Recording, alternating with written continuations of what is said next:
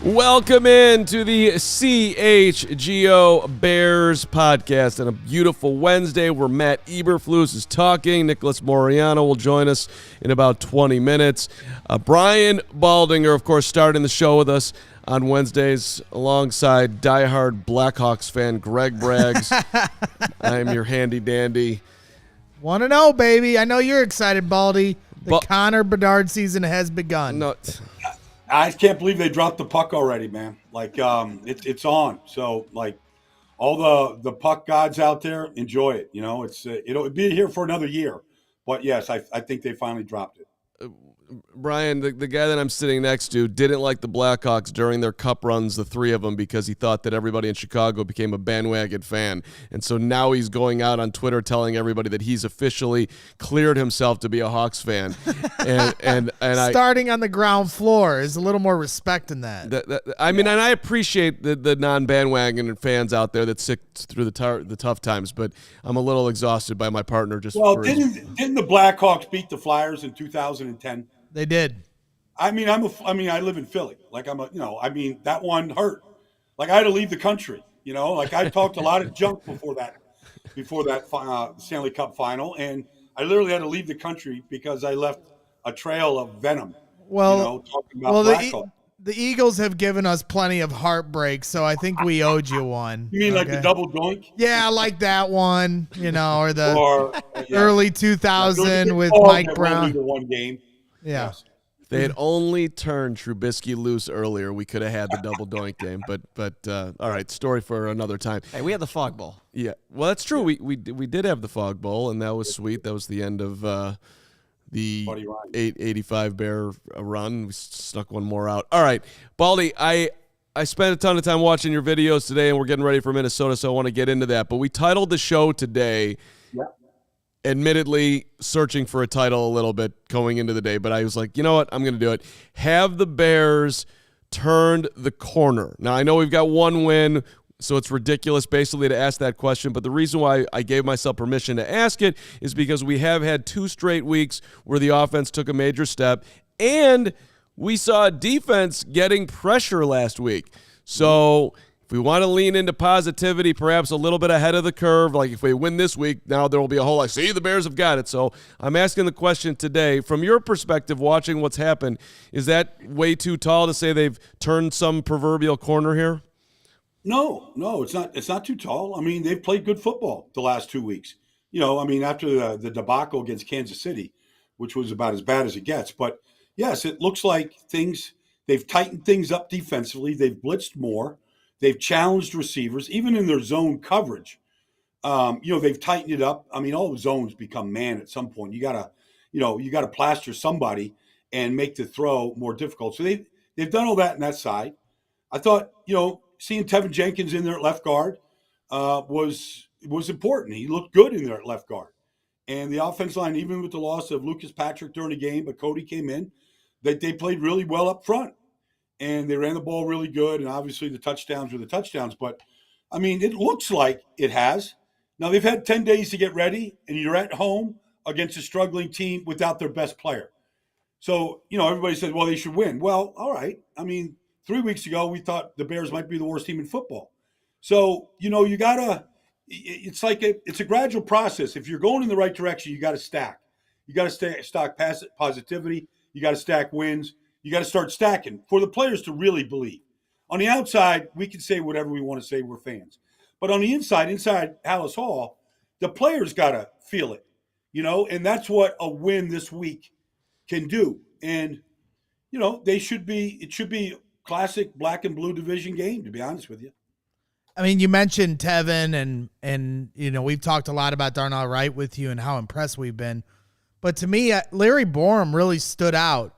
And I've seen some mixed opinions on how his day went, but all I know is, like, my expectations aren't the same with him as they are for Darnell Wright. I'm not trying to sell him short, but at the same time, when I'm seeing a clean pocket and I'm seeing Larry Borum, who's been much maligned by Bears fans for the last few years, including myself, and I see a guy that's taking a one-on-one with a great pass rusher and standing him up, and it opens up the door for Justin Fields to throw some touchdowns. I got to give him a lot of credit for the game he had on Thursday. I agree. Look, I mean, they invest. You can put Chase Young in any category you want to put him in. He's playing better football this year than he's played since his rookie year. He made a couple plays, and that's it. Like, they put a lot of resources in their defensive front, and they didn't change the game. They didn't affect the game. The Bears ran the ball as well as they run it all year. I mean, legitimate runs. Khalil looked really good in the game, and they protected the quarterback really well. So I agree with you. I think, Larry stood tall, and you can't ask for anything more from a guy that has been maligned, that's played right side, left side. He's the backup now, but, he's a starter when he's in there. So I thought as a group they played really well together. So, all right, so there's a whole argument now going on in the chat of whether or not Larry Borum played well. That's what I mean. It has been a total mixed bag on people's opinions. But again, it's my expectation level isn't Orlando pace. I'll say this: I trust Baldy more than our chat. Yeah, no, Baldy backed you up. So I'm not. Baldy's got my back. I'm not going to quibble with it at all. No. Just his bad plays look really bad. I think that's why we're having the chat reaction that we're having. But regardless of all of that, forget about Borum. Let's talk about the quarterback. I'm watching all these guys breaking it down. I watched Chase Daniel today, just showing, his however many plays that he went through. There was one play, Baldy, that just stood out to me where he does the can thing. So he's checking to a run. Herbert's on his left side. He moves. He's like, no. Let me move you over to the right side. It's 3rd and 6, and he reads it, gives it to him. Herbert picks up the first down, and we've heard Luke Getsy talk about he is seeing things pre-snap way better now than he did, a year ago at this time. And that was, like, to me, just there is an example of him doing it. If you're getting that, and we're seeing him also make better throws, and he had his best game as a Bear, I'd say, last Thursday too. I mean, this is all stuff to be excited about, right? It's a long way of saying, I'm seeing what they're talking about with Justin, so I'm starting to get excited about the quarterback on a new level. Well, I work with Chase, so I know how hard he works at it. Like, he's really getting inside the game. Look, the quarterback is really in charge of the run game, and it's really dependent on. It's just a numbers thing. Like, if you see the numbers in your favor to run the ball on 3rd and 6, you don't see that a lot. But if they're playing DJ Moore out here and Cole Komet, they're playing these receivers, and they're not in the box playing the run, and there might be a guy spying on Justin, whatever. Like, you can see that, and the running back is clearly feeling it in the game, then make the call. Drew Brees did it throughout his career. Like, he was in charge of the run game. Brady was in charge of the run game. Not putting Justin in that category. But they were all, little pikers at one point before they became Hall of Fame players. There's a growth curve for everybody. So that's a good thing. I mean, even like the touchdown to DJ, I think it was the first one. I mean, Washington blows the coverage. And, not everybody can see it. I mean, it's a Tampa 2 coverage, but the corner should get to the numbers and take that throw to the corner to DJ Moore away. And I think he sees the fact that the corner is not playing and is not at the landmark. I think he sees the cover 2, the Tampa 2, and he sees the linebacker going down the middle. But I think he sees the blown coverage, and, the coverage dictates where you go with the ball. And so he took the shot to the end zone. Touchdown is great. But I think he saw that coverage too. So I think he's seen a lot more than maybe what he's seen earlier this year, and maybe at times last year. Certainly seems like it's slowing down for him, and maybe I kind of likened it to a basketball player that needs to just get to the free throw line to see a couple go in. And maybe, yes, these last 2 defenses haven't been one of the better defenses in the league, but maybe that helped seeing it a little bit to get on track and do what he's capable of. To me, the funniest thing of the game was in the second half, they didn't have a running back. I mean, they're playing with Kari Blasingame, their fullback. It's your guy. And Cole Kmet told us that they had to tell him where to run on most plays. Like, they're keeping it as simple as possible, and they were able to not only hang on but extend the lead at the end. I mean, have you ever ran into a situation like that where you have a fullback in your backfield who doesn't really understand the playbook and try to get through a game like that? Well, I have never played with a fullback that didn't know the plays. That's like kind of shocking. And I'm not saying Carey doesn't. He just hasn't run those plays. So, if you never repped it, it's basically you've never done it. And so, okay, where's the run fit here? Where am I? But I think he knew the plays. I mean, he ran the ball like he knew what he was doing. But it's a credit. It's a credit. Like this stuff happens. I mean, you get shorthanded sometimes, and you're down to your third quarterback. You're down to your fourth center. I mean, this stuff happens in games, and it happens more frequently than people realize sometimes. So injuries can pile up during a game like it did to Rashawn and Khalil, but stuff happens. So they adjusted, and that's a good thing that they still came out on top. Roshan, for those missing the news today, still in the concussion protocol. So we'll see if that changes before the end of the week. But right now you've got Deontay Foreman, you got Darrington Evans, who they just picked up off the Dolphins practice squad, running the football against the Vikings, which, Baldy, that brings me to Minnesota. Brian Flores is blitz, blitz, blitz, blitz, blitz. 61% is the actual number of how often they blitz. And the Vikings play the Chiefs way more competitive than the Bears did. So this is going to be a massive adjustment, I would think, in skill level. Even though the Commanders have some, Chase Young's no slouch here, but Danielle Hunter's in the backfield all the time, and he's being sent all the time. Well, how do you think this plays out as far as, like, if you're Matt Eberflus looking at what's coming here, you're Luke Getsy, how do you plan for this? Well, there's blitzes, and then there's what Brian Flores is doing, which is basically lining up in a blitz zero look, where he's putting 6, depending on your formation, he's either putting 6 or 7 defensive players at the line of scrimmage. And he's playing 4 guys off your 4 receivers or 3 guys off your 3 receivers, whatever you're putting out there. And he's basically challenging you. He's challenging the protection. He's challenging the idea that, okay, if everybody comes, where's my hot? He's challenging your whole package.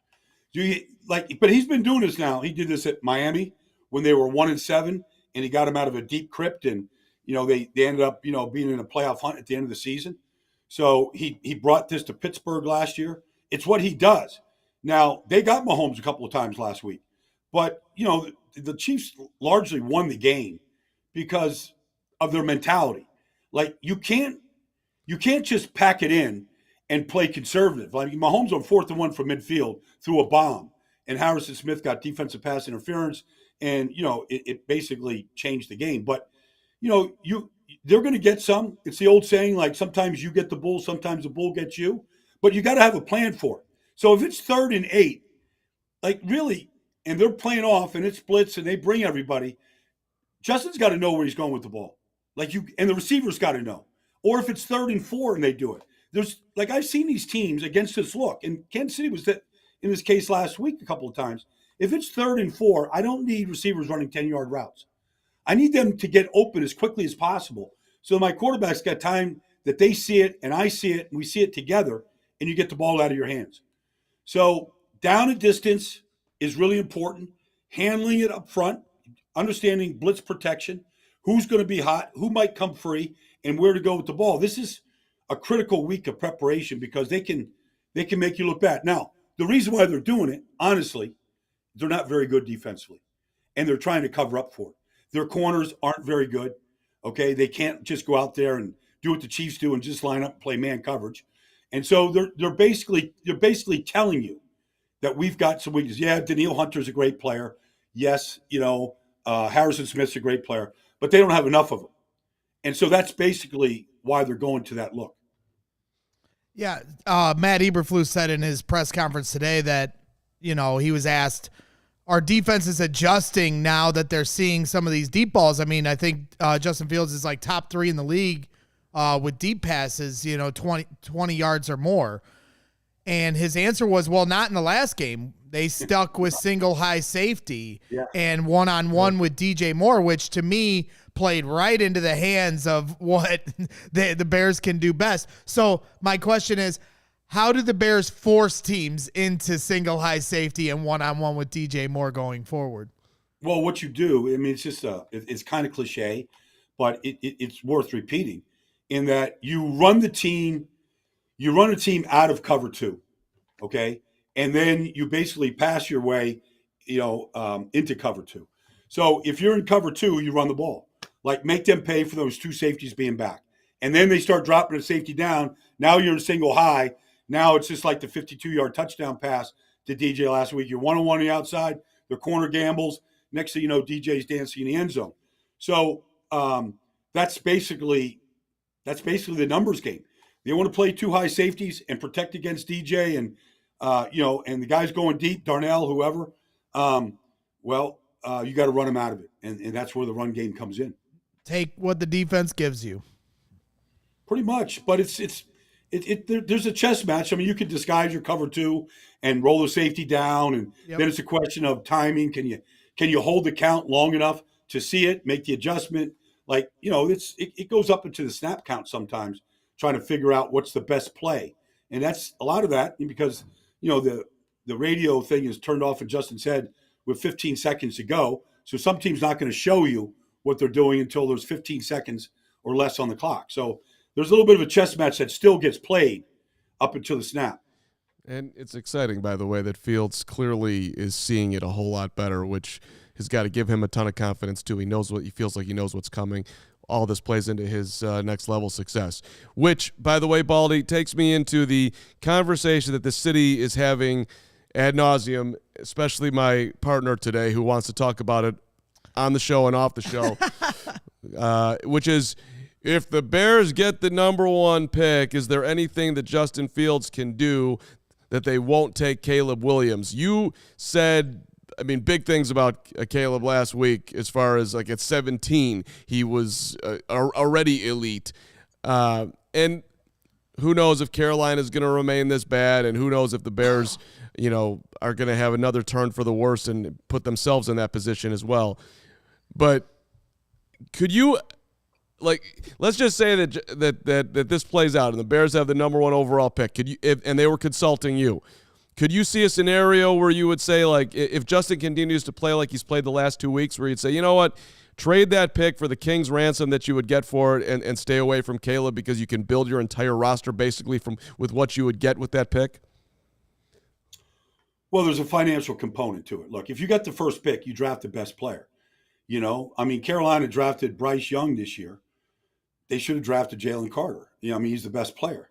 So, but regardless, you draft the best player, regardless of position, especially if he's just that much better than everybody else. But there's a financial component. You get 5 years. If you're in a position to draft Caleb Williams, you get 5 years to build around him. And you look at all of the teams that have won Super Bowls with quarterbacks on rookie contracts, going back to Joe Flacco and Russell Wilson and Patrick Mahomes. Like, these guys, there's a reason why they won Super Bowls. Like, yes, the quarterback came in and could play right away. But at the same time, they were able to really build around that quarterback with the financial component to it. And so it's not knocking Justin Fields. It's just a business decision if they're in that kind of a position. Justin Fields might be a top 5 quarterback at the end of the season. But are you going to go pay him $50 million and really have to subtract from other areas of your team without a pass rusher, without, elite defensive players that you need on this team? That's a big organization consideration. Well, for the record, I told Mark I did not want to talk about this today because you have to understand, Baldy, with Fields in back-to-back weeks playing as great as he has, Bears fans get violently angry if you bring up this hypothetical. Yeah, no, I get that. Like, ride the wave, let the kid play. And, like, I'm not here to tear him down, and I'm not here to chase him out of Halas Hall. But if you're going to do the hypothetical, do the hypothetical. If you're asking me, draft the best player and build around the best player. That's what Indianapolis did with Peyton Manning, and it's what the good teams do. It's what Houston's doing with C.J. Stroud right now. And so you get 5 years to build your team. before you have to make, or 4 years at least, before you have to make a big financial commitment. Is it too early to say that the Panthers blew it, not taking C.J. Stroud and going with Bryce, 5'9" Bryce Young? It's too early. I mean, I saw Troy Aikman go 1-15, and when 2 years later he won his first Super Bowl. So it's too early, but it has not gone well. But their offensive performance up front around him is not good, and I thought they'd play a lot better than they had. They don't have, Adam Thielen is their best weapon to throw to, and he's probably a number 3 on your team. He's probably number 3 in Minnesota right now. So that's. But not to knock Adam Thielen, but that's just where he's at in his career. So there's not a lot to work with right now. Let's get into what I've been really interested about the last 2 weeks, and that is what is written on your board behind you, because it looks as long as my Taco Bell orders can be sometimes. Well, I mean, that's saying a lot. I mean, I just have like a lot of sayings up there. People say certain things about, the game that I just like, oh, that's a good phrase. I like that. I like that way that's put. And then, I got the schedule up there this week, next week. I've got whiteboards all over. I mean, I've got Steve Spagnuolo's cover 3 over here on my board, like I got my hook defenders. I got my, my curl flat defenders. I mean, over here, I've got all kinds of, information for, in proprietary information for different teams in the league. So it's really surround sound. You're a football lifer, and this is why you're the best of the best. What is one of the footballs? Do you have one of the football sayings on hand that you can share with us? Well, okay, in honor of Dick Butkus, okay, that hurt me last Friday a great deal. We all grew up with Butkus, and so we have, he was the original gladiator. But, to honor Dick Butkus, I would take a linebacker saying, and it applies to TJ Edwards, whoever's playing, like slow till you know. Like you watch Urlacher and Briggs play linebacker in Chicago. That was a great tandem. But they didn't overrun plays. They spilled plays to one another. And at the end of the day, they were competing to who'd get more tackles for the Bears, under that regime of Dick Jadron. But slow till you know. You're no hurry. I see linebackers in this league. It's a 100-meter dash as soon as the ball snapped, and they're nowhere near where they need to be. I see some linebackers literally like Bobby Wagner. He won't even move out of his stance, and all 21 other players are moving. And then he diagnoses the play, then he goes to make the play.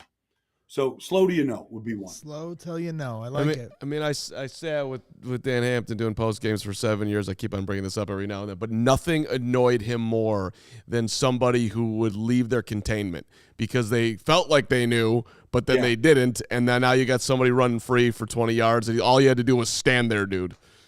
I hope the Danimal wasn't pounding one of those broken fingers on the table, trying to make that statement, man. Oh, he was. He absolutely was. And it was partly terrifying. But that's why we love him. Well, the guy that played against Mongo and Dan a couple different times, and if you see Dan, you can, verify this. I've never seen two guys talk every single play nonstop like it was a talk show and have more fun doing it than those two bastards. Because they were – I don't know. They were grizzly bears, but they I also. Mean, it was like you knew, you're going to have to respond. You couldn't just button your lips and let those guys just chatterbox you all game long, because some of the stuff was just funny, They were super smart out there too. It's underrated. They weren't just I'll kill you. They also had a lot going on upstairs. Yeah, I had the pleasure one time working on an autograph show, being behind the scenes with Ed O'Bradovich and Dan Hampton, just sharing stories and talking. Yeah. And I was like, hey, do you Matt Nagy was the first year, Nagy and they get to the playoffs. I'm like, hey, it's looking good. He goes, he doesn't know what he's doing. I was like, oh no. he definitely said hey, that. Man, nothing's better than just telling it like it is. Yeah. And just straight talk. And that's all those guys knew. Yeah, I wanted to say what does he know, but he's a Hall of Famer. Baldy, you do the same every week with us. We really appreciate it. Awesome to have you today. Have a great rest of your week, brother. All right, enjoy the weekend, guys. I'll talk to you next week. Yep, See you now. Brian Baldinger leading us off on Wednesdays. It's always a great way to start the. Just had to do the Caleb question. I told you not to do the Caleb question. I don't listen and then to. You just I had to do it. Don't listen to what you tell me to do or not to do. You know the chat's always on thin ice with us, and then you go and piss them off even more. Hoag's not here. No, and you bring up the Caleb thing, they're gonna be yelling at us. No one is mad in the chat. Everybody loves the show. Hoag is not here, by the way, because I gave him COVID. Chat. Hoag does not have COVID. He is a little bit under the weather today. Let's not stress it out. And by the way, Nick's coming up in a minute here. So Nicholas Moreano, if you're watching the show, feel free to dial it in. He did put a mention in the old Slack machine, and I then tagged you, and you still haven't checked it out. But hey, while everyone's watching, please do us a favor if you haven't already. Hit the subscribe button on our channel. We're very close to 40,000 subscribers, which is pretty crazy. But we'd love to hit that number by game time on Sunday. So thank you. Yeah. Jake, USMC. If anything, I'm mad at Cram and Cram only. Jake, you're a funny man. All right. Hey, Jake and everybody else, by the way, are you in the market for a new and or used vehicle? If you are, we got some great news for you. Ray Chevy, you know it, you love it, in Fox Lake. They're a part of our team here at CHGO. And we are, Ray's been on the show. We love having him on. We also love the pledge, which is the Ray Price Promise. It's a guarantee the price you see online is the price you pay when you go into the dealership. In many cases, you get there and they say, oh, you don't have this discount or that discount. You're not a recent college grad, whatever it is. You're not in the military. They start raising the prices. That doesn't happen at Ray. The price you see online is the price you pay. No add-ons ever. In fact, Ray's going to do everything, by the way, he can to knock something off that price. Just tell him you're a huge CHGO guy. You're going to get an incredible deal. So come into Ray Chevy in Fox Lake. Find the vehicle that you've been searching for. Best of all, 0 hidden fees, the Ray Price Promise. Visit Ray Chevrolet in Fox Lake or raychevrolet.com, serving the community since 1963. Find new roads. That's right. And new roads lead to new sponsors. Want to give a shout out to our guys at Soul Savvy. Sign up through links.soulsavvy.com/CHGO. Soul Savvy has been around since 2018. You remember what happened that year for the Bears in 2018? I so do. And their mission has always stayed the same. Get sneakers into the hands of people who love them the most. We got a lot of sneakerheads here, so they're going to fit right in with us. Soul Savvy is a sneaker community that operates in Canada, U.S., and the U.K. They have 3 membership levels. Basic, you're basic, Carm, so that'd probably be for you. Mobile Plus, Premium, for the real sneakerheads like Nick Moreano, who's going to be joining us here in a minute. Premium memberships include Mobile Plus features. The Drops by Soul Savvy app makes it easy to keep up with all the latest news, releases, raffles, and sales in the sneaker world. Drop alerts, instant notifications, never miss a release again. Set up a keyword notification and you'll get instantly notified whenever your size is available to buy. Tap on the notification and you're one more tap away from checkout. Keep track of all raffles that happen in sneakers with our raffle tracker. You can set filters in-store, online, and even mark them off so you know which ones you haven't entered. Their dynamic release calendar will keep you updated on releases that are upcoming with new filters that you see only what you're interested in. Release calendars will show you how many raffles are open, when they are dropping, where they're dropping, and more. Get all the latest sneaker news in the app daily. They post info that only they know to be true, so you won't get thrown off by internet clickbait. You know, me and Carm, we don't like that internet clickbait, so we appreciate it. Tell them what to do. Download the Drops by Soul Savvy app for free at links.soulsavvy.com/CHGO. Link is in the description. Join Soul Savvy to get your exclusive discount off 25% off your first month. Soul Savvy doesn't offer discounts anywhere else. This is truly an exclusive discount for only CHGO fans. Supporting our partners is a great way to support us. Get 25% off your first month's membership of Soul Savvy Mobile Plus when using the code CHGO at checkout. Thank you Bragalicious. It's amazing. There was even more there. Yeah, yes, which is We'll discuss. We'll discuss that after.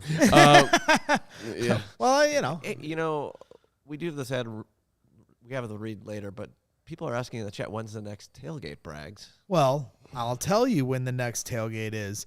It is this Sunday for the big game against Minnesota. We got back-to-back home games coming up, ladies and gentlemen, and we need to win both of these games. How do we win these games? By you coming to our tailgate. And if you don't, it's your fault when the wins don't happen. So come to the corner of Wabash and Cermak. You get your tickets at allchgo.com. Hit the events tab. All you can drink Goose Island beer. All you can eat Firewater barbecue. I mean, the food is phenomenal, right? Right, Mark? It is. You got wings. You got pulled pork. It is phenomenal food. Mac and cheese, delicious. Mac and cheese. I'll be honest, I might bring a Tupperware this week because Lawrence is taking take home, which is more than allowed. Well, take here. Take here to the studio. Take home. If you like baked beans, your home is the studio, Lawrence. Yeah. Oh, yes. It's all of our homes. So, come out, and if you become a diehard, you can get a discount on that event, Mark. And there's just a lot of great things. You can get this shirt for free right out the gate if you become a diehard. And you get discounts on our events, including the tailgates, including an upcoming Blackhawks event to go to the game with the Blackhawks crew. I'm going to be there. Bragsy Blackhawk is going to be there. And you can come with me. That's right. New fan. Yep. Let's do that hockey, baby. So there's just a lot of great things that come with the diehard. Huh? Let's do that hockey. That's over in the past. That's over? Okay, my bad. Yeah. So hop on the ride. Hop on the ride. That's right. And, so you get discounts on all future shirts if you become a diehard too, like you see below when you go to chgolocker.com. So there's a lot, Mark. And I just want to let our fans in the chat and everyone else know, I know you don't want me to keep talking about why it's so great to become a diehard. Yesterday, Mark was like, we need to do a happy hour with our diehards right now. Why haven't we done a happy hour in a while? And I was like, I don't know, Mark. I didn't know we were in charge of just saying when we do a happy hour. We will do a happy hour with you guys whenever you want. Mark wants to do one. Okay, thank you so much. There's this thing that goes on in the show that I can't control, and I just have to live with that. All right. His name is Greg. Yeah. All right. So Nick is going to be with us in a little bit here as they are practicing right now. So Nicholas Moreano is taking all the notes and seeing who's out there and who's healthy and who's not. So he'll join us in a little bit. Is the plan? So we're shooting for 12:40 in 6 minutes. For those of you who are keeping track of this podcast, couple things that I wanted to get into with you, Braggs. What? Well, first of all, as I was rewatching last week's game, how fun is that to rewatch? It was pretty fun, and I've rewatched it 3 times. Yeah, give me one takeaway from rewatching it. I just did. It's fun. I mean, we haven't had a win in a year, so to be able to watch a game back where they're playing well is fun. Okay, can you put the hat back on? No, I can't. Chat, 1, if you think you should put the hat back on. 2, if you like him sitting here with that whatever's on his head. All right. Well, one thing that I noticed outside of the fact that it was fun, going slightly deeper than the shallowest end of the pool. Thank you. Would be Darnell Mooney actually drew a lot of attention, and it contributed to DJ Moore having his best game as a Bear. It also helped out the quarterback because Justin was able to, basically one of the things that I was impressed with Fields, he's been doing this for a long time, but he did it in this game particularly well, just watching it back. His eyes were on Mooney. He sold it well, and then he's firing it to DJ. All of this was great. Now, going forward, I can't imagine that teams are going to be coached up. Hey, Mooney down the seam is what you got to pay attention to. Don't worry about this dude DJ in the corner. It's going to go the exact opposite. He's going to DJ. 230 yards to DJ. Mm-hmm. So I think what we can, see your future, be your future. I think this week, if you really want a measuring stick of what I think you'll see that the Bears have actually turned the corner to get back into the title of today's show, Fields will be staring down the barrel of DJ Moore, and then he's going to fire it to Darnell, or he's going to fire it to Tyler, or he'll use the tight ends again, which he's doing incredibly well. That's what it's going to look like. I think if I'm the Bears, I am strategizing like, hey, they're going to sit on DJ here. Yeah. Sell it, and then you should have X over here or Y over here or Z over there. That has me excited amongst a million other things as far as watching the game on Sunday to see if they can execute it. Punch, counter-punch league. So, yes, defenses are going to be keyed in. Not that they already shouldn't have been, but you got, NFC Offensive Player of the Week. First time that's happened since Marcus Robinson, per Gary Ross, my good friend, who's been harassing Gary me. Ross, Why would you? What? Justin Fields was the Offensive Player of the Week last year. No, from a wide. I'm sorry. Let me clarify. For wide receivers. I take it back. The last wide receiver is I got Bear. it. See, now Gary's going to be mad at me because I misquoted him. You did. But first wide receiver is a Bear to win Offensive Player of the Week since Marcus Robinson.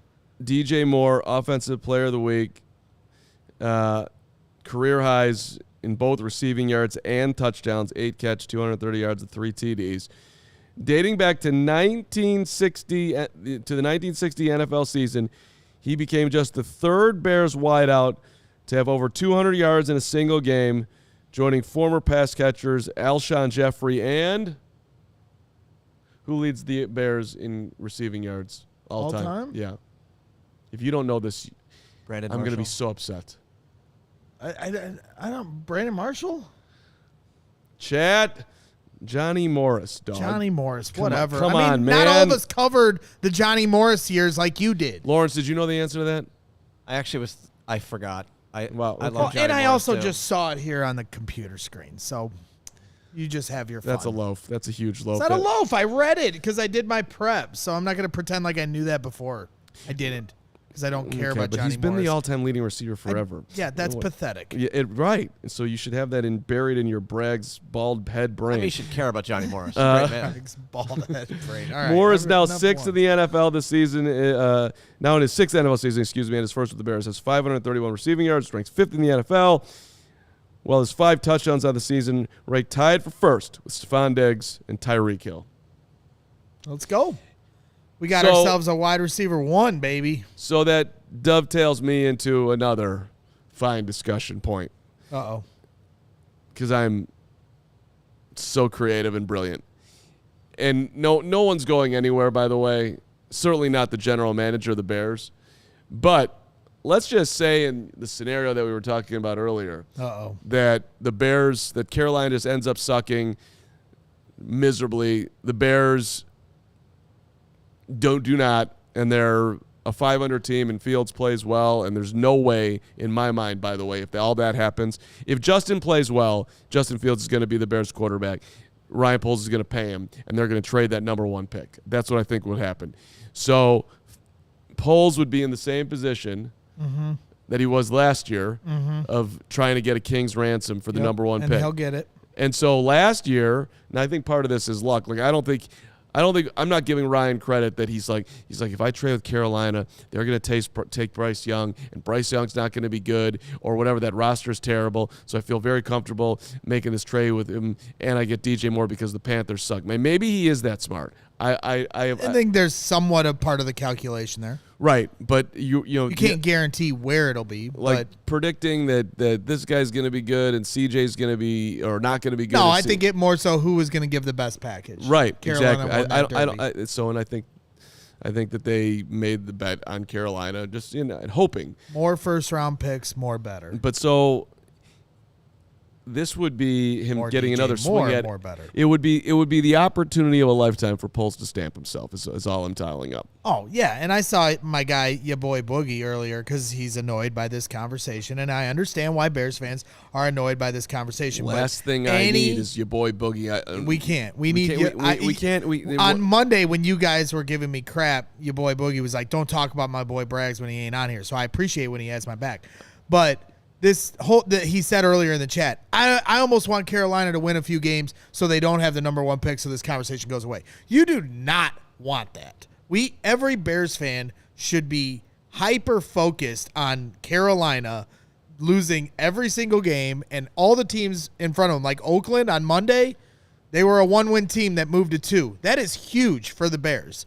And if you're not paying attention to that, then you're not a Bears. I'm sorry, you're not worried about the Bears' future. This is a huge moment. Whatever way they go, we can talk about that hypothetical, ad nauseum crap as much as we want. But it is significant that they get that pick. So I'm going to continue to pay attention to it. And if you don't want to, do whatever you want, but I'm paying attention to it. Good job. I'm very happy that you're going to continue to pay attention to it, and we will too, and you can root for it as well and do all that. All right, Nicholas Moreano now joining us from Halas Hall after Braggs tells you something very important from his duties for today.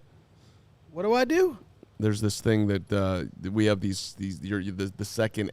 I gotta do an ad read right now. We just did one. We're doing that before Nick. Yes, we're doing that. Nick's right here though. Because Sorry, Nick is a Nick. patient I'm guy, ready and to he talk knows. to Nick. Why can't we do it after Nick? Because we need to pay the bills. Oh, we gotta pay the bills. And why am I going first, Nick? That's the question of the day. Because my computer's dead. Because his computer's dead. That's a loaf. And when there's loaves being handed out, Mark tries to deflect and make me look bad, but I'm never going to look bad when I'm using DraftKings all day long and using the code CHGO when I sign up. The NFL season is going strong, and DraftKings Sportsbook is hooking up new customers with a offer that's even stronger. Bet $5 on any game this week to score $200 instantly in bonus bets. And DraftKings isn't stopping there. All customers can take advantage of a sweetener offer every game day this October. That is sweetness. So get in on the game day greatness. Download the DraftKings Sportsbook app now and use the code CHGO. New customers can score $200 instantly in bonus bets when you bet $5 on the NFL. That's code CHGO. Only on DraftKings Sportsbook, an official sports betting partner of the NFL. The crown is yours. Gambling problem? Call 1-800-GAMBLER or visit www.1800gambler.net. In New York, call 877-8-HOPE-NY or text HOPE-NY. In Connecticut, help is available for problem gambling. Call 888-789-7777 or visit ccpg.org. Please play responsibly on behalf of Boot Hill Casino and Resort. Licensee partner, Golden Nugget, Lake Charles. 21 or over. Age varies by jurisdiction. Void in Ontario. Bonus bets expire 168 hours after assurance. See sportsbook.draftkings.com/football. Terms for eligibility and deposit restrictions, terms, and responsible gaming resources. Good job. All right, and while we were listening to that, we all had, I think, hopefully about 7 Goose Islands. CHGO is supported proudly by the Goose Island Beer Company, Chicago's beer since 1988. You know it. You love it. Grab yourself an ultra-fresh brewery-exclusive beer at Goose Island's original brewhouse, Clybourne Avenue in Lincoln Park, or from their tap room on Fulton Street in Westtown. Goose Island Beer Company, Chicago's beer, the Oktoberfest, the Beer Hug family, the 312 Wheat Ale, the Full Pocket Pills. I might be having a Full Pocket Pills tonight. I think I'm going to do a happy hour. I'm having a plan. That's the move after I do an incredible training regimen today. I know So not like care. with our Bears diehards, just your own happy hour. Yes, it'll be my own happy hour, but I'm working on the next happy hour. As we are working on bringing in Nicholas Moreano for real right now from Halas Hall. He's already in. Well, he was, but he made us wait, so we had to make him wait. That's the dirty pool that we do. Also, by the way, I kicked Nick's ass yesterday on the ping pong table. Ain't that right, Nick? Every squirrel finds a nut every once in a while, Mark. So you had to get yours for the one time I was in studio. Well, Mark Carman is a nut. That's for sure. All right. I mean, blind squirrel find a nut. That analogy does not apply to somebody that I beat the majority of the time, but that's okay. Maybe that's why Hoag's not in today, because you kicked his ass on the ping pong table bad yesterday. Bad. That was a good warm-up for Nick. I appreciate it. I appreciate Light work. Adam doing that for me. All right, Nick, you're out there. Flus talked. Braggs and I have watched it. Fields is coming up at 2:15. What was your top takeaway from Matt Eberflus?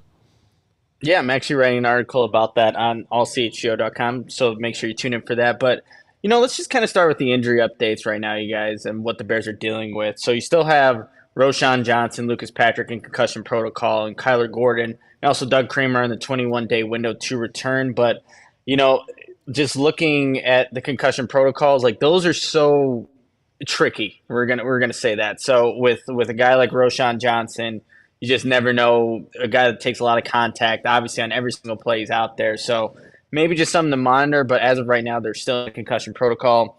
And then there was a question asked about Tevin Jenkins. Is he like the solidified left guard right now? And how? I think this is just the Flus kind of being the Flus. You guys, let me know what you guys think. But he said that Eberflus that he's still going to be in the rotation, Tevin Jenkins, and we're going to work through that during the process of this week. We're certainly they liked where Tevin Jenkins was at, but if you just watch the film, there's nothing that doesn't say that Tevin Jenkins shouldn't be solidified as the left guard moving forward because he had a phenomenal game against the Washington Commanders, and maybe it's just more about getting him up to speed with things with not having been a full go in practice up until last week, which is mostly walkthroughs, but I think Flus is being, again, his philosophy in saying that he's going to be in the rotation for left guard. But if Lucas Patrick can't go, Cody Whitehair is going to be your center. Eberflus said that they like that option there. So you have to, I think, just pencil in Tevin Jenkins as the left guard if everything goes according to plan, if he's healthy and is up to speed with everything in the conditioning. But I think that's something that, Bears should expect seeing 76 at the left guard position come Sunday against the Vikings. It was a flus moment. I mean, with that shout out to Tony Daly there in the chat. It says he was being efflusive.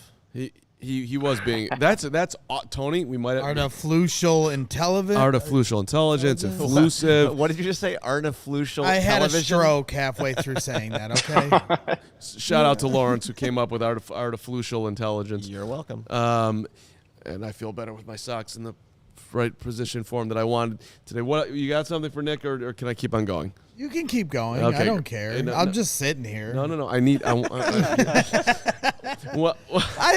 you say Kyler Gordon, Doug Kramer on the 21-day to return, but I want Kyler Gordon to play now, Nick. I don't want to wait 21 days. I want him to play now. So is he going to play now?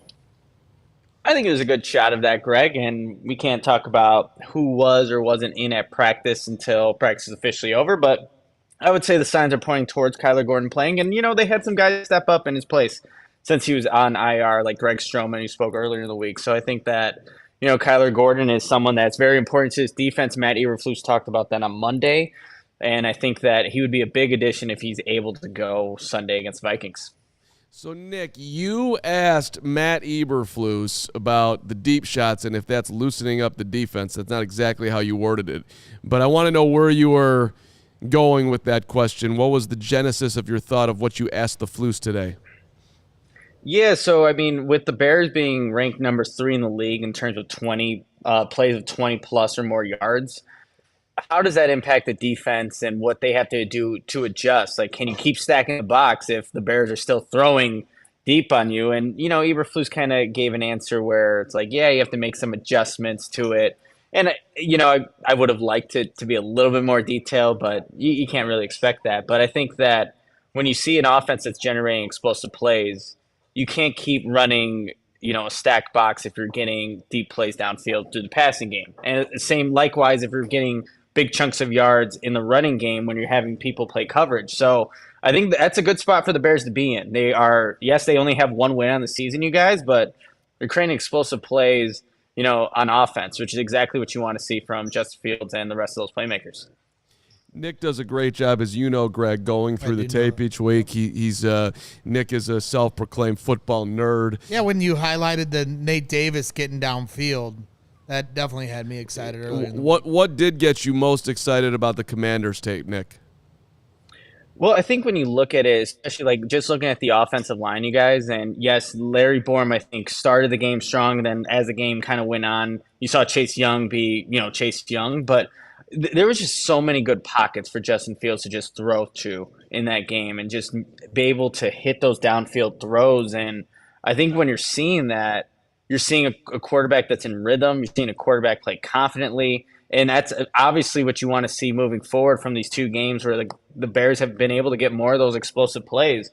And then just defensively, you're seeing guys like Javon Dexter start to pop a little bit more. So when you add up these guys that are now becoming more of contributors, that's obviously a positive sign moving forward. And just Eberflus's willingness to blitz, you guys. I know that the front four for the Bears have not gotten home as much as you would like, and even this Commanders game, they got the 5 sacks, but how much was in garbage time. I like that, you saw TJ Edwards come on a blitz. You saw Tremaine Edmonds. You saw Greg Stroman come off the edge. So you're seeing more of a willingness from Eberflus. And I think he needs to make those adjustments given how the defensive line is currently playing. But, if guys like Javon and Zach and, even guys like Yannick Ngakoue, DeMarcus Walker, they start, intensifying their play, starting to execute 4 as 1, then maybe you don't have to be as blitz heavy. But until that happens, I'm okay with Matt Eberflus being a little bit more aggressive, bringing other players other than the front 4 to apply pressure on the quarterback.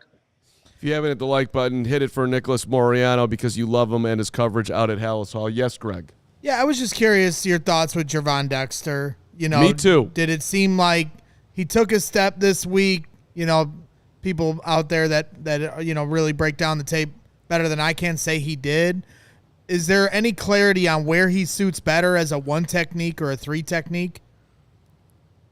Yeah, I think, look, I know that when you look at some of the plays, he's made some at the 1, some at the 3, but I think where the Bears were originally penciling him as a 3 tech is probably not where his strength is right now. If he had that quicker get off, it didn't jump up, kind of stand up immediately as a snap goes up, then, it's probably not his game right now. So at the 1, I think he could do a lot of damage just because of how powerful he is. Like when you see some of Javon Dexter's, highlight plays or the plays where he's making an impact, there's just a lot of strength involved. So I think that's where he'd be almost suited there when, a guy like, why am I blanking on Andrew Billings is not maybe in the game because he's been really impactful, you guys. But yep. I think that's where you can see a Javon Dexter right now start to make an impact. But if he can just continually, gradually get better with the get off and staying low, then maybe you can suit him more out to the 3 tech where the Bears were kind of envisioning at first. But I think that's where Javon Dexter's at right now. It's not to say that he can't get better, but yeah, we'll have to see where his progress goes and how he can continually just get the fundamentals down. As we all know, the Bears are very big in the fundamentals, but if he can do those things, then maybe they can slide him out more to the 3 to where, again, they originally thought he would play more. So Pro Football Focus, this graphic's been making its way around.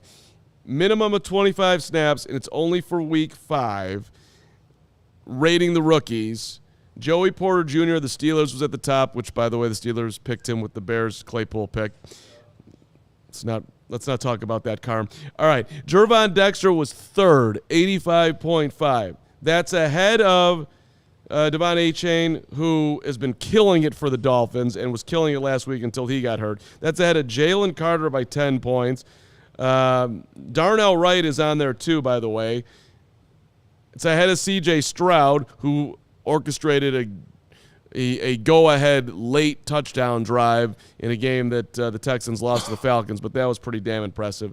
I don't know. Does that grade? Because Pro Football Focus, their grades are all over the map. Sometimes they make sense, sometimes they don't. Do you think that makes sense? 3rd for last week from what your expert film analysis, Nick? Man, there are a lot of good names on there, and without really diving deep into some of the other guys and what they're actually able to do, he was impactful. Like Javon Dexter, that was his best game of his season against the Commanders, and that offensive line has had its struggles leading up to that Week 5 matchup.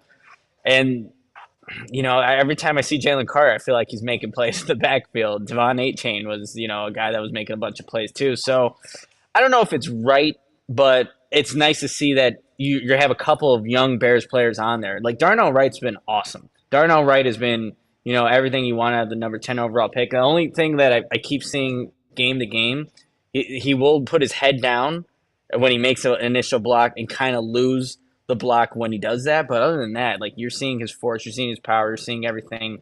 That the movement skills, like we all saw the play where he's pulling, being the lead block, and absolutely annihilates the cornerback on the play. Poor DB, like no DB ever wants to be in that situation with a 300-plus pound offensive lineman barreling down on him. But yeah, he's been really well. So it's good to see those young guys are, at least charted with some of the other younger, better players in the league right now. Yeah, when it comes to PFF, I only use their stats when it fits my narrative. And then if it doesn't fit my narrative, then I wipe it away and call it nonsense. That's my strategy. Well, the Terrell Smith's on there, and King Coot just talked about him.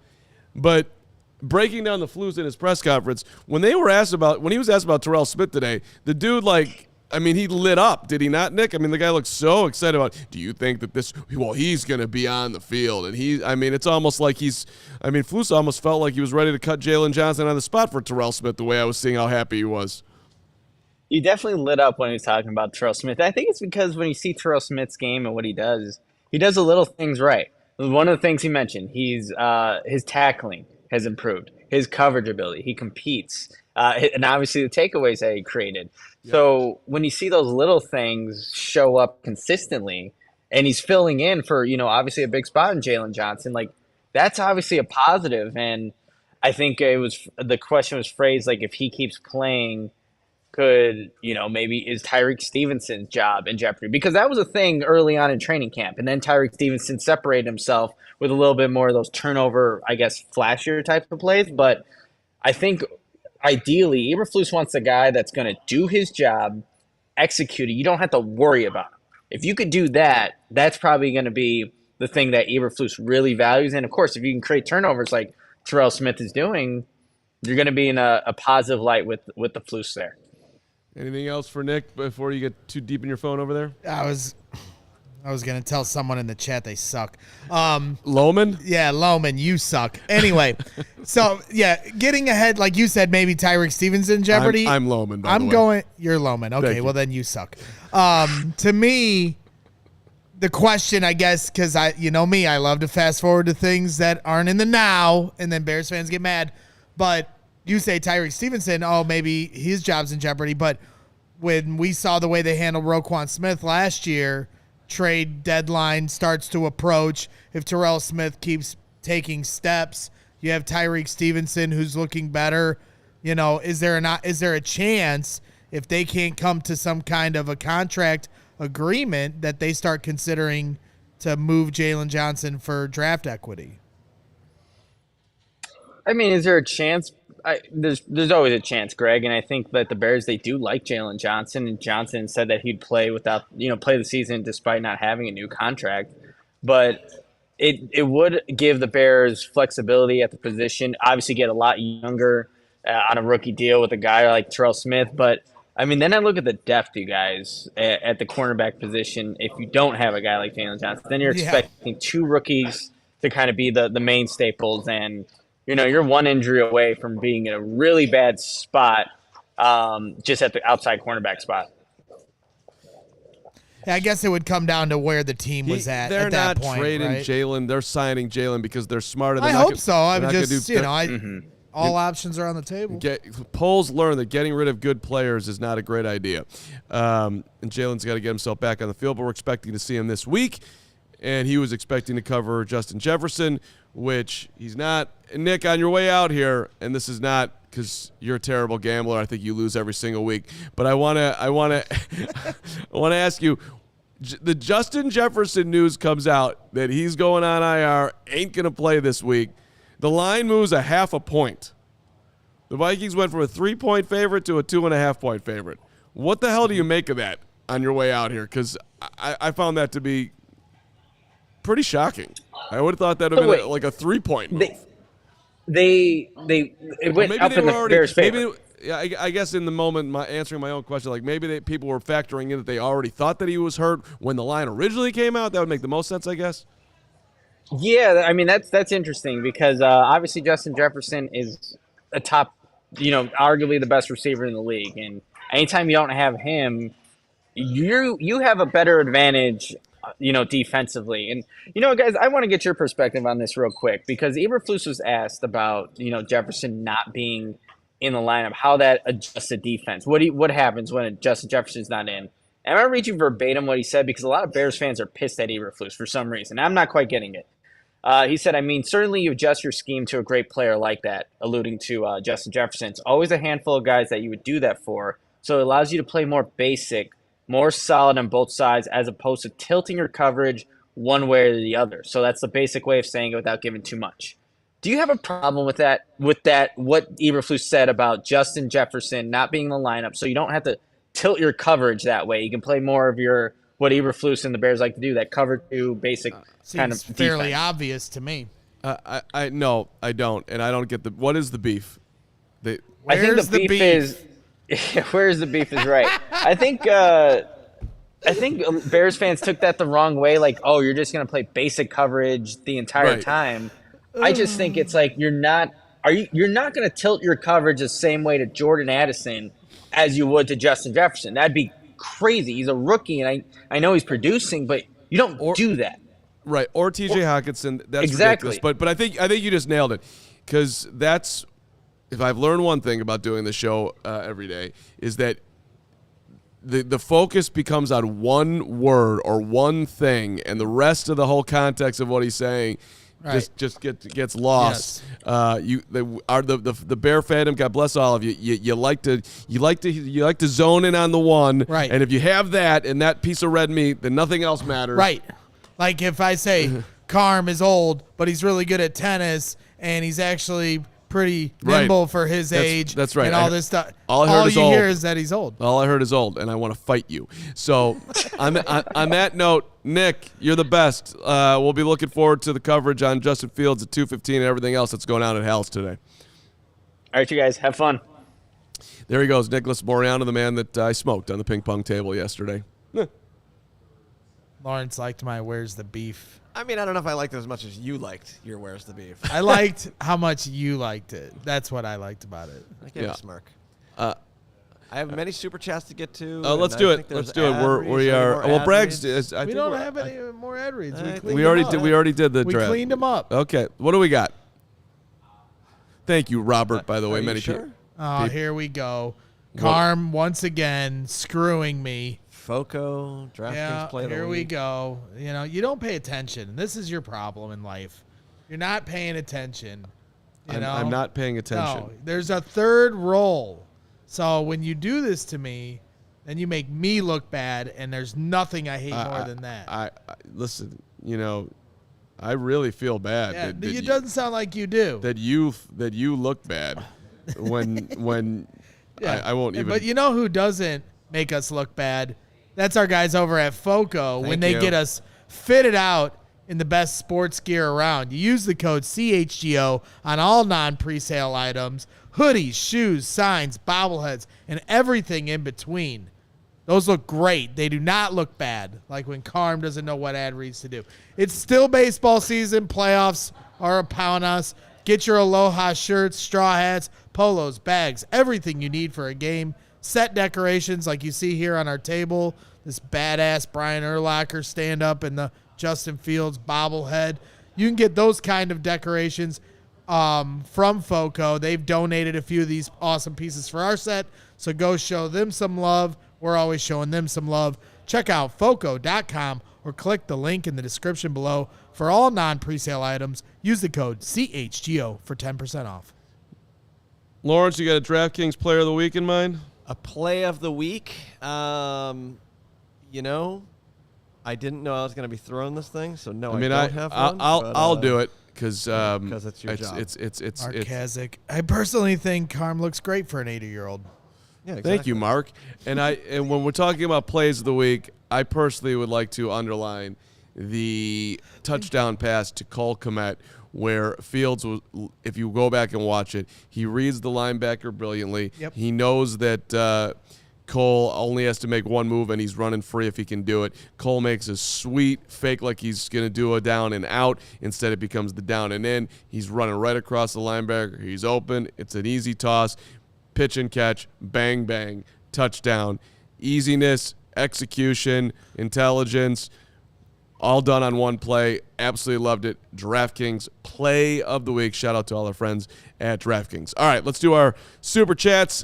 We appreciate everybody that's coming in here. Of course, Bags Jr. in a second. But first, shout out to Eli. Hi, love the show. I've not been watching for a bit because situation in my country, Israel. Love you guys. Love your support for the CHGO team. Also, Eli, stay safe out there. Everybody in the region. Just my heart breaks for all of it, and I hope better days are ahead for everyone. It's just absolutely painful and horrifying. and I hate that we're back here again. So thank you for your super chat. Appreciate you checking us out. Greg Baggs Jr., love old Cram's optimism today. JF won 4 tutty this Sunday. Bears are back, baby. Us fans are finally having fun watching Bears games. Bear the F down. Thank you, Baggs Jr. Anything you want to say to your best friend? Yeah, I've taken a good selfie in my day. That one isn't my best work. You could have picked another one. But I mean, at least they kept it on your face and not the rest of the thing. the rest of the thing. I deserve that. Young Optimo, $4.99. Just bought my tailgate tickets. Let's go. Let's go. First Chicago Bears game at Soldier Field, coming from good old Indiana like Brax. Young Optimo, you best say hello to me and everybody else. We really appreciate you coming out. Excited. We're excited for it. We're there You can join Young Optimo and I. Yep. The corner of Wabash and Cermak. Go to allchgo.com, hit the events tab, and you can get your tickets. A lot of people always ask, because we do it during the Die Hard read, do I have to be a Die Hard to go to the tailgate? No, you do not. You just get a discount. Just get a ticket, but if you're a Die Hard, you can get a discount. Right. Which is why the Die Hard membership pays for itself. You literally do anything with us as far as getting some merchandise, everything else, and you get to become best friends with Gary Ross, which is an amazing opportunity as well. My guy, Q Harlan, $10. I want the Bears to win, Panthers to lose. Meatball Dream. Marvin Harrison Jr. Excuse me, that's my fault. That's a loaf on me. And DJ and Mooney. Get the best pass rusher with the Bears pick. Unless you get an offer you can't refuse from a team that wants to trade back. Q Harlan, in your dream scenario. It's a great dream. I want to live that dream. In your dream scenario, they're trading out. I'd bet heavy money on it today. But that's the thing, and this is what's so exciting about it. And again, to the Bears fans that are annoyed by all these conversations, I do not care. Quit crying. It's relevant. The Bears right now have the number 1 and the number 2 pick. All I'm worried about is that number 1 pick with the Panthers. I want the Bears to win as many games as possible. But no, I can't. You be quiet.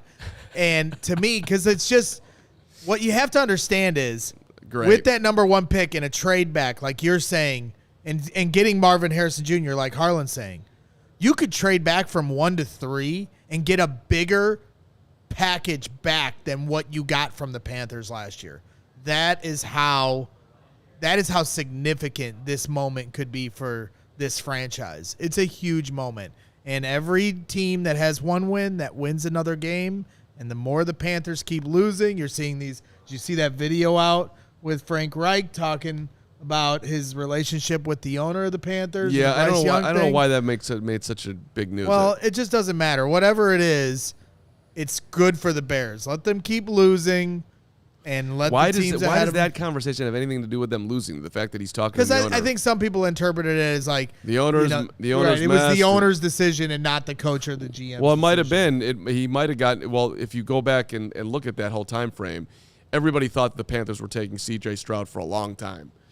The betting public thought that Stroud was going to be the pick, and then all of a sudden it flips at the very end, and it's Bryce Young. So did the Panthers owner get involved? Maybe he did, but that doesn't have anything to do with the Frank Reich thing. I don't know. It just, whatever.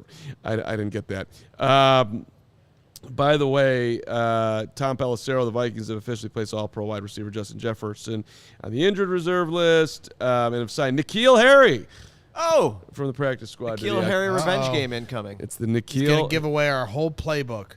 N'Keal Harry's coming for you, dog.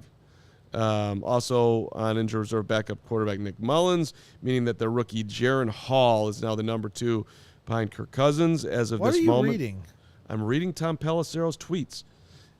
That's great. Do that after the show. The Bears Bastard for $9.99. Sup, fellas? Bears are giving me hope again after the last 2 weeks. No Jefferson and a healthier Bears squad must result in a W. What's the X factor this week for the boys to be successful? All right. The Bears Bastard, let's just hope that after the game on Sunday, we are all sitting there with all the damn ass hope, sitting there at 2-4 with a win over Minnesota. It's got to be pass protection with the way they bring the blitz. 60% time they're bringing the blitz. Just got to keep that pass protection tight. Deontay Foreman, Robert Burns in the backfield like Gary keeps alluding to. They got to have their protection tight So they keep that pocket healthy for Justin Fields, get a dub, move on to the Raiders, try to stack some wins. Greg, it was an absolute pleasure to be with you today. I had a great time. I really enjoyed it myself. Lawrence, you as Hogue well. didn't wanna Thank show you up. for Love it. leading us to victory. Nicholas Moreano out at Halas Hall. Brian Baldinger leading us off on Wednesdays like he always does. And, of course, your boy Bogey, Region Rev, Unapologetic Truth, Yeah. Sports Genius 38, Gary, Gary Mubs, Ross, everyone. Robert Lee. Mub saying, Okay, oh, please don't read off the 1,000 people in brags, chat. If you're in the likes to hear chat, himself please talk. leave. You like to hear please me like talk, the Mubs. button. That's why you please tune in like button. every Like day. button. Thank you. Hey, Two people talking one time is bad podcasting. he started it. Okay, they're Okay, I'm just my gonna favorite hit the 6-year-old. end screen. Hey, everybody have a great rest of your day. We're back tomorrow, me and this guy again. Hopefully Hogue will be joining us from Halas And Hall. we're going to tease. I'm going to tease it now. You are? Special. Yeah, I am going to because it's my guest. Special guest, Doug Plank, joining the show tomorrow. Ooh, I forgot about that. That's awesome. I love Doug Plank. He's a great talker. Pretty significant. Yes, it'll be fun tomorrow. So we'll see you tomorrow with Doug Plank. Thanks for watching the CHGO Bears Podcast. We all silly like the mayor.